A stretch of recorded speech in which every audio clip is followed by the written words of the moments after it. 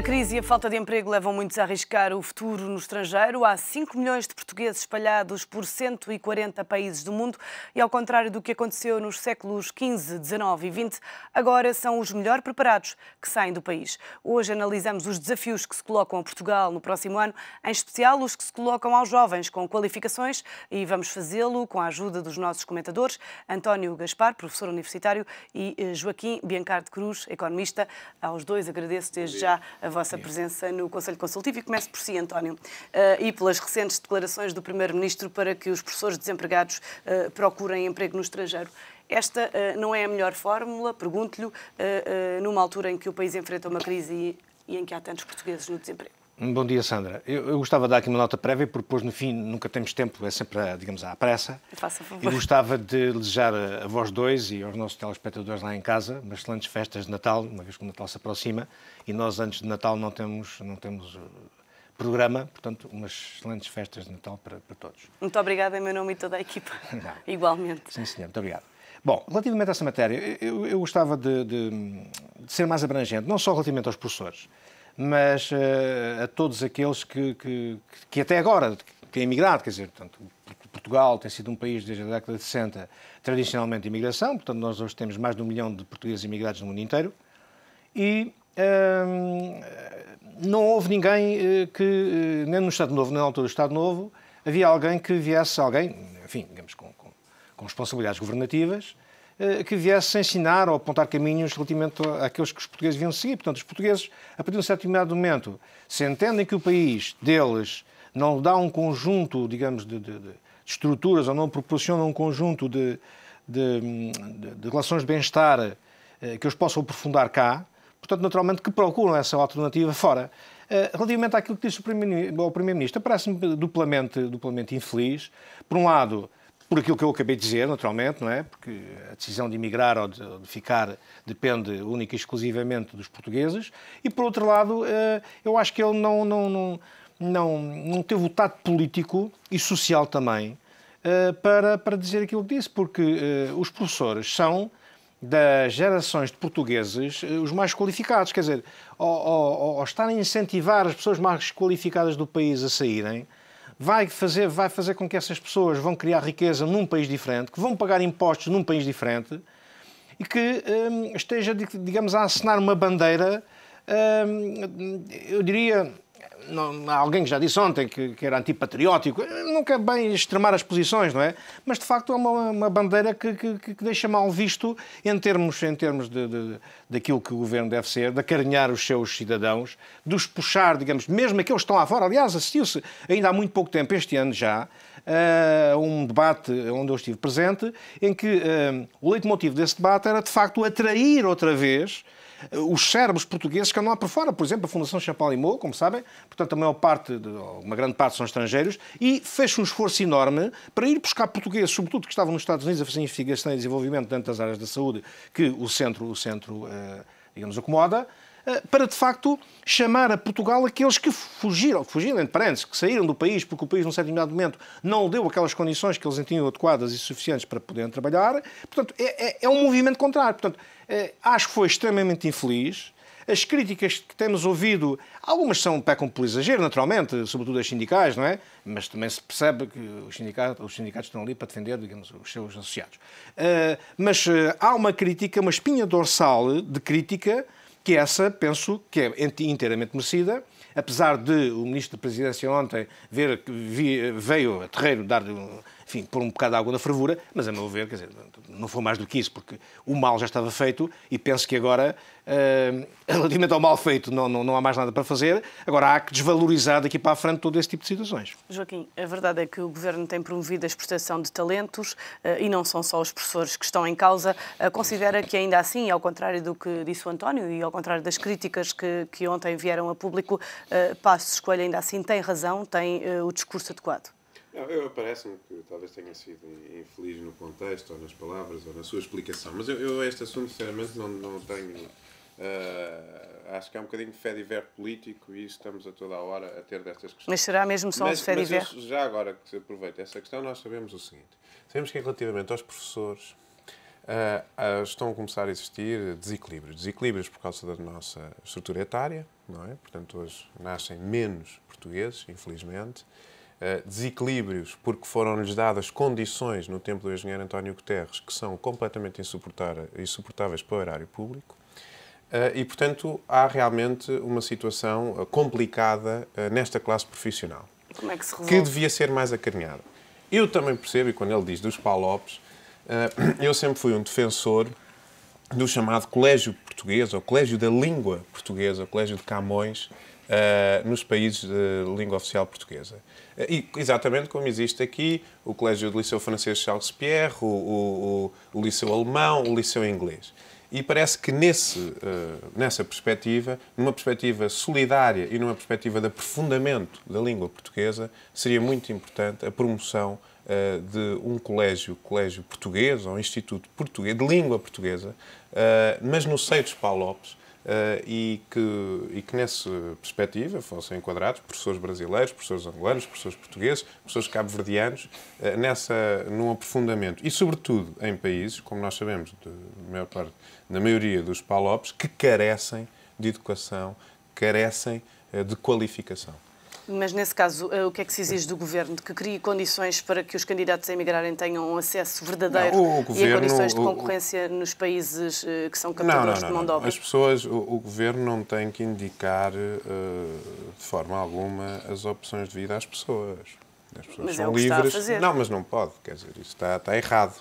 Não pode dizer, olha, agora têm que ir todos para o caminho da direita ou então têm que ir todos para o caminho da esquerda. Isto não se faz.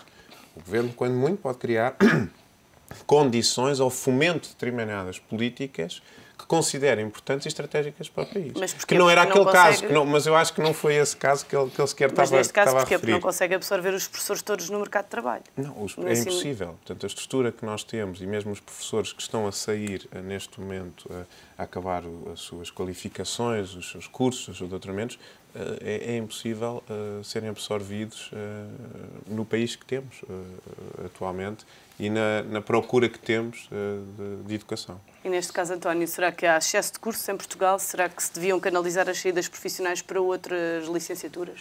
Claramente, há excesso de cursos há muito tempo, não é? E eu não percebo como é que há cursos que ainda são autorizados pelo Ministério da Educação a estarem abertos, porque hoje em dia, com o problema que temos do desemprego, eu diria que quase todos os cursos, tirando um ou outro curso, mas quase todos os cursos, vão-nos encaminhar, portanto, numa autoestrada para o desemprego. Portanto, em termos gerais, acontece isso. Agora, há cursos que, pela sua especificidade e pelo seu, digamos, pelo seu objeto de estudo, Portugal, eu diria que não diria que não necessita, quer dizer, agora, não necessita de tanta gente a tirar esse tipo de cursos. Por exemplo, o curso de gestão, curso de direito. Claramente, Portugal precisa desses profissionais, mas claramente não são sobredimensionados. Há, digamos, a meu ver, um número de cláusulas muito lato, muito abrangente. Ainda ontem eu ouvi alguém, relativamente à medicina, a dizer que o número de cláusulas, digamos, da medicina tem alargado, inclusive agora na Universidade de Aveiro abriu um curso este ano, digamos, já para licenciados, que vai, digamos, contribuir para uma grande exportação desses profissionais depois de tirar desse curso, porque Portugal não os consegue absorver. Portanto, eu acho que é preciso fazer uma reforma forte em termos do ensino superior, do ensino académico superior, para que, de facto, adequem.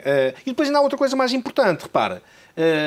As universidades até agora têm feito o percurso inverso, ou seja, a universidade é que deve ir à empresa, e sobretudo eu falo dos cursos mais ligados para as ciências económicas, não é? Que é aqueles onde há um movimento e aqueles em que tenham um conhecimento mais profundo. A universidade deve ir à empresa para perceber o que é que a empresa necessita e depois vir fazer um trabalho de casa, desenvolver conteúdos programáticos que estejam em linha estejam, digamos, de acordo com aquilo que as empresas precisam. O que é que acontece hoje? Não. As universidades, na sua grande maioria, estão de costas viradas para a economia real, estão de costas viradas para as empresas. E o que é que acontece? Acontece que os alunos são preparados em termos académicos com um conjunto de valências, mas que depois nós chegamos à parte prática, chegamos, digamos, ao trabalho, não é? E a aplicação prática daquilo que andaram a estudar tem 4, 5, 10%, 12%.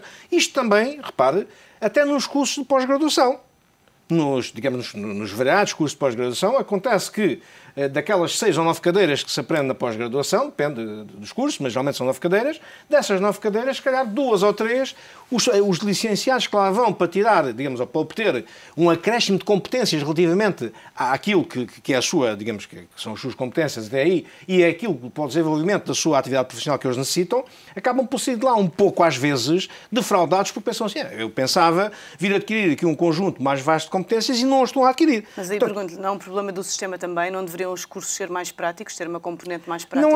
Não é sim, pois, poderá ser eventualmente isso, mas não, quer dizer, o curso tem que estar de acordo com aquilo que as empresas precisam, exatamente com o que as empresas precisam. Agora, digamos, mais prático, menos prático, é evidente que a vertente mais prática sempre, digamos, potencializa o aluno para quando chega ao mercado de trabalho ter menos dificuldades, não é? Porque existiu um caso prático, um projeto de avaliação, por exemplo, de investimentos, em que ele teve que socorrer, digamos, de dados mesmo técnicos e dados concretos, não é? Para desenvolver aquele projeto. É sempre, digamos, de louvar as escolas que fazem isso. Nem todas as fazem ainda, mas é sempre de louvar isso. Agora, o mais importante é conteúdos programáticos que vão ao encontro daquilo que as empresas precisam e não, como tem sido até agora, digamos, um pouco costas voltadas para aquilo que as empresas necessitam.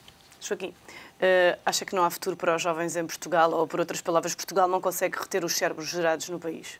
Não, isso tem sido uma tendência que nós temos vindo a observar com alguma tristeza ou nostalgia, porque verdadeiramente há muitos portugueses formados nas nossas escolas que estão a ser altamente reconhecidos, tanto no mercado de trabalho como nas academias e nas grandes escolas de ciência por esse mundo fora, como reconhecidos talentos portugueses que são, vamos lá ver, compreendidos e que o seu trabalho é muito útil em instituições que cá em Portugal não temos e não dispomos. Não é? Pronto, e portanto, eu só me permito dizer aqui porque eu acho que há uma perspectiva diferente hoje dos cursos. Eu hoje já não vejo o curso, sim senhor, temos muitos de direito, hoje com o processo de Bolonha temos uma revolução relativamente àquilo que é o curso, aquilo que é o mestrado e aquilo que é o doutoramento. Hoje a escola, e eu penso que há uma percepção clara nas pessoas, que a escola e as universidades são para a vida toda. E as pessoas não quer dizer que tirem aquele curso, que fica Economia, e tenham de só ter Economia toda a vida. Quem sabe, podem tirar História, podem tirar outro curso completamente diferente. Como também tiram Economia, têm a necessidade de fazer pós-graduações, mestrado e acabar no doutoramento. Pronto. Há estudos que indicam que, entre 2015 e 2020, 30% da mão de obra absorvida no mercado de trabalho europeu terá já doutoramento. Mas a minha pergunta é, e depois não teremos ainda hoje mais a escola não terá, mesmo as universidades não vão só dar um curso a uma pessoa. Antigamente iam lá, a universidade dá o curso e pronto, e estava feito. Hoje não. Hoje você vai ter que bater à porta da universidade ao longo da sua vida, eu, você, todos, mais vezes. Porque vamos necessitar disso e fortalecemos mais para o mercado de trabalho quanto mais qualificações obtermos. Mas eu insisto na pergunta, mas não corremos o risco de aí ter ainda mais qualificados no desemprego? Porque se o mercado para já não consegue absorver os qualificados que tem, como é que depois no futuro vai conseguir absorver ainda mais, mais qualificados, neste caso, daqui para a frente? Não, o saber não ocupa espaço, não é? Disso ninguém tem dúvidas. Não é? E, portanto, o saber permite-lhe estar mais fortalecida para essa situação do desemprego. Permite-lhe criar mais oportunidades, mais portas. Você só ganha com isso. Evidentemente que, se calhar, no curto prazo, tem uma situação dramática do desemprego. Mas está hoje com mais utensílios e mais perspectivas do que poderá ter se não for ter com estes programas de formação, ou cursos, ou pós-graduações, ou esta perspectiva em relação às academias e às universidades. Portanto, isso fortalece. Agora, é evidente que nós temos problemas estruturais, e isso já dava para outra coisa, ao desemprego em Portugal e à atração de investimento estrangeiro em Portugal. E temos diversas barreiras. Por exemplo, hoje apetece mencionar uma, que é a nível da justiça. Não é? Uma empresa que se veja a braços com investimento em Portugal, cá, se tiver a justiça, a demorosidade da justiça, a ineficácia das resoluções jurídicas, fazem com que as empresas tenham receio de vir para o nosso país. Temos uma reforma isto é uma questão, isto é uma reforma importantíssima. Mas está em curso, está atrasada, mas está em curso. Mas estamos em curso há 20 ou 30 anos que andamos a dizer isso. Então não acredita que todos seja devemos destas? ver. Não, porque a justiça em Portugal está feita hoje em dia para a prescrição, quer dizer, para que os casos demorem tanto tempo, prescrever. Ou seja, as empresas, neste caso, passa a expressão, são vencidas pelo cansaço. Exatamente. Não, e pelos custos que os processos judiciais acarretam, não é? Pronto. Mas isto é uma das dificuldades do investimento estrangeiro, entre outras, não é? Ainda retomando o tema da nossa conversa, António, qual é que é o maior desafio, na sua opinião, que o Estado Social enfrenta hoje? É o da recuperação das pessoas? Eu não gostava só de dar uma nota sobre o processo de Bolonha, porque falamos aqui sobre o processo de Bolonha. Talvez para os nossos telespectadores que não estejam bem informados sobre esta matéria, o processo de Bolonha foi um processo, a meu ver, extremamente mal conduzido. Ou seja, quis fazer uma cópia grosseira do que é o sistema de ensino anglo-saxónico. Portanto, em termos do sistema de ensino anglo-saxónico, ele está programado para as pessoas passarem por a escola durante a vida três vezes. Primeira vez, uma licenciatura de 3 anos, já há 30 anos que é assim, não é? No caso da Inglaterra. Ao fim de 10, portanto, as pessoas têm 20 anos, saem e vão trabalhar. Aos 30 anos, ao fim de 10 anos, voltam outra vez à escola, fazem um refreshing. E ao fim de mais 10 anos, 40 anos de vida, vão à escola, fazem um refreshing final para o resto da sua vida. O processo de Bolonha subverteu todo esse quis copiar, mas grosseiramente. E o que é que acontece hoje? Acontece hoje que os alunos são induzidos, logo após a licenciatura, a fazer um mestrado, que é um erro brutal. Um erro colossal, completamente, quer dizer, não faz absolutamente nenhum sentido. Eu diria, enfim, não quero aqui adjetivar de adjetivos que talvez seja merecedor essa situação, mas eu diria que o mínimo que posso dizer é que é falta de bom senso relativamente a essa matéria. Bom, relativamente Porque? Falta de bom senso porque não faz sentido. Repare, o mestrado, o que está subjacente ao mestrado é a investigação. Investigação sobre um tema que a pessoa domine. E o mestrado tem uma interrogação. Aprovar ou não provar uma afirmação que se faça. É assim que se faz o mestrado. Portanto, quando um aluno de mestrado vai fazer um mestrado, vai pensar em desenvolver uma certa e determinada questão que ele tem em mente. E vai tentar provar se essa questão que ele tem em mente se a consegue provar ou se, pelo contrário, consegue refutar.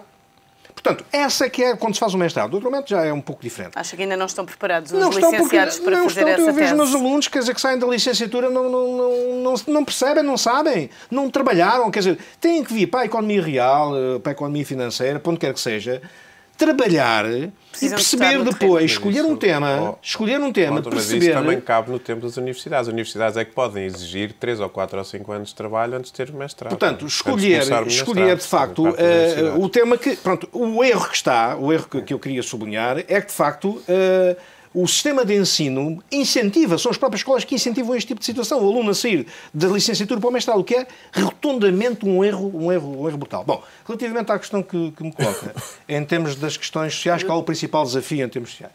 Eu penso que a recuperação hoje da autoestima dos portugueses é é um objetivo, eu diria, principal, não é? Porque, repara, o desemprego caminha a passos largos para valores que nunca tivemos na história da nossa democracia, não é? E uma pessoa sem desemprego, uma pessoa no desemprego, uma pessoa que não tenha ocupação, tem uma autoestima naturalmente muito baixa, não é? Sente-se inútil. Exatamente. E depois todo um conjunto, digamos, de situações que gravitam à volta da situação de desempregado. Há um estigma, quer nós queiramos, quer não, há um estigma social, por exemplo, nas empresas, eu vivi isto muito por dentro, em que uma empresa que recebe N currículos, quando eu digo que é N maior que 100 ou 200 ou 300 ou 400, a primeira coisa que faz é tirar aqueles que estão desempregados que vão para o lado. Portanto, há um estigma social de marginalização do desempregado. Portanto, eu acho que o caminho do desenvolvimento económico, o caminho do crescimento, são etapas primordiais para devolver às pessoas essa autoestima e para, em termos sociais, enquadrar outra vez essas pessoas que estão numa situação aflitiva. E não vimos na televisão, por exemplo, acho que foi na Diocese de Braga, estava o arcebispo de Braga a dizer que, de facto, há pessoas que nesta altura costumavam ir de 20 ou 30 pessoas, às refeições lá da Diocese, vão 200, mas dessas 200 não são pessoas da rua, não são pessoas... Não, são pessoas que alguns até têm emprego, mas os rendimentos são de tal maneira, diminutos, que já não conseguem fazer face, às questões que se colocam no dia-a-dia em termos das necessidades. Portanto, para devolver a autoestima, de facto, aos portugueses, penso que essa é a principal questão social, há que apostar no desenvolvimento, há que apostar, de facto, em vias alternativas de criação de emprego. A mesma pergunta, Joaquim, o que é que lhe parece? Não, relativamente ao Estado Social, eu parece-me que é um dos grandes desafios e um dos grandes dogmas que foi criado desde o 25 de Abril, inicialmente até com uma perspectiva bastante interessante, mas que se exagerou perante a capacidade da economia portuguesa e, neste momento, perante a capacidade da economia europeia. O Estado Social, como ele está, e aquilo que as despesas sociais hoje representam na balança das despesas totais do Estado português, estamos a falar em quase cerca de 90 e tal %.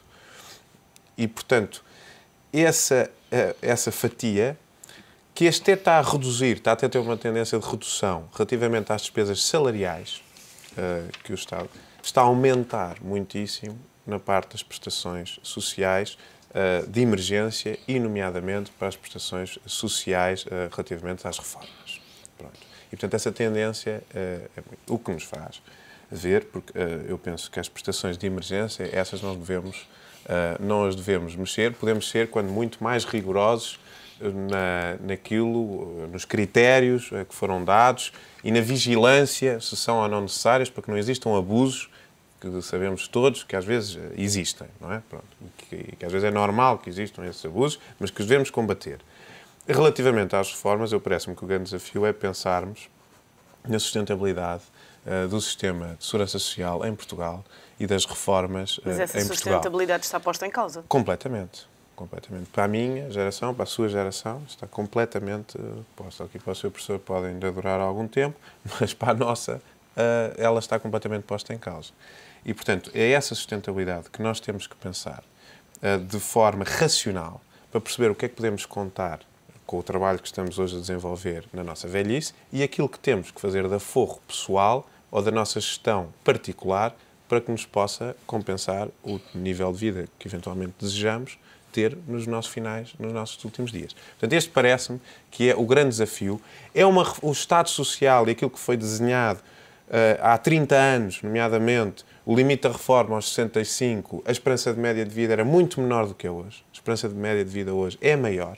Portanto, há desequilíbrios nesta ordem que há que ter a coragem e a frontalidade de mexer com alguns dogmas que estão não só na sociedade portuguesa, mas a nível europeu.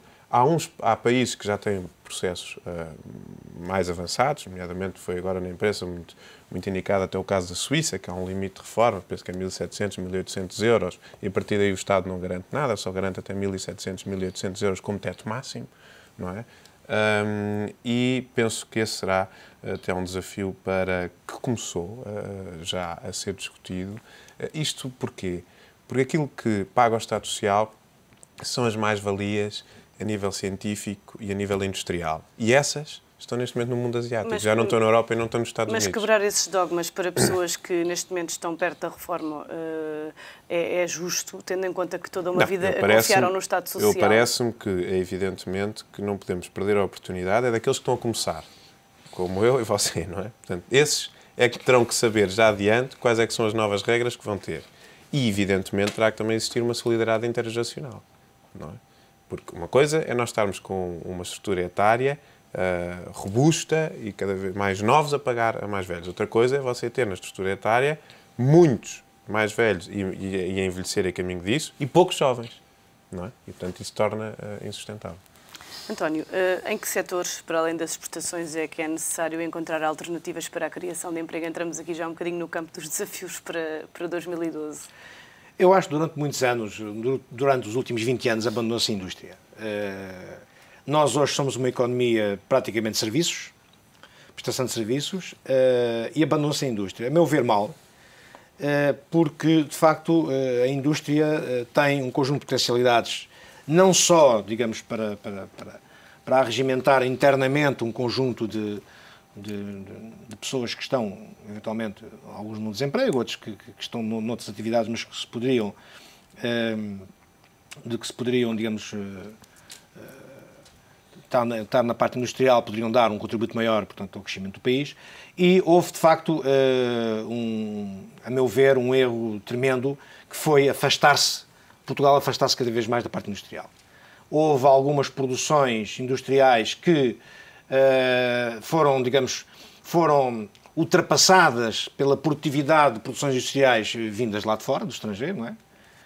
Eu recordo que nós tínhamos em Portugal, em termos, por exemplo, um exemplo na área industrial, em termos siderúrgicos, tínhamos uma das maiores empresas industriais portuguesas, que é a Siderurgia Nacional, mas que, com o desmantelamento, pouco e pouco, da siderurgia, nós conseguimos ter em Portugal hoje, se calhar, produtos siderúrgicos bem mais baratos do que aqueles que se produzem, ou que se produziam internamente aqui em Portugal.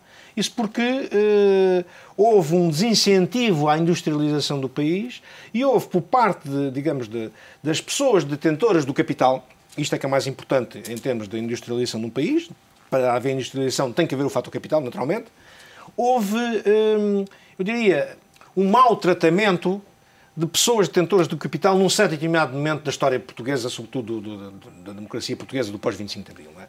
E essas pessoas, claro, desmotivaram-se e acabaram por ir produzir o que produziam aqui para outros países. No caso concreto, e estava a falar na Siderurgia Nacional, o Sr. António Champalimau, como toda a gente sabe, foi para o Brasil e no Brasil, digamos, criou uma siderurgia e criou cimenteiras lá, coisa que cá em Portugal estava vedado, entre parênteses, não é? Portanto, eu acho que a parte industrial, a intensificação, digamos, da nossa indústria eu diria que é determinante para... não só também para criar riqueza nacional, mas para ajudar as exportações. Porque hoje nós temos exportações que são, digamos, os produtos são produzidos por PMEs, 80% ou 90% são produzidos por PMEs, mas se tivéssemos uma estrutura industrial forte em que tivéssemos 3 ou 4 ou 5 ou 10 grandes empresas em setores estratégicos daquilo que os outros países precisam em termos de produção nacional, nós produzimos não só para o mercado interno, mas também para o mercado externo, digamos, com os ganhos de exportação que daí adviriam. Estamos mesmo a terminar o Conselho Consultivo e não queria deixar de fazer a mesma pergunta ao João. Não, muito rapidamente. Eu acho que, vamos lá ver uma coisa, em Portugal somos realmente o maior tecido empresarial é de pequenas e médias empresas. Portanto, eu não vou falar sequer das grandes empresas, porque é este o grande coisa. E estas pequenas e médias empresas não tinham pessoas com formação, em termos linguístico, técnico, que hoje têm. Hoje há mão de obra com este tipo de formação que antigamente não tinham. E estamos a assistir a um fenómeno interessante. Portugal está a acordar um pouco tarde para não ter medo da exportação. E estamos a exportar para países até que nunca tivemos tendência para isso. Porque Portugal, neste momento, está com maior agressividade a agarrar determinadas oportunidades lá fora. É evidente que é um pouco tarde. E isto é um impacto muito interessante, porque eles, quando começam a exportar, começam a competir com outras empresas lá fora e têm que também fazer determinados investimentos para competir e estar nesses mercados.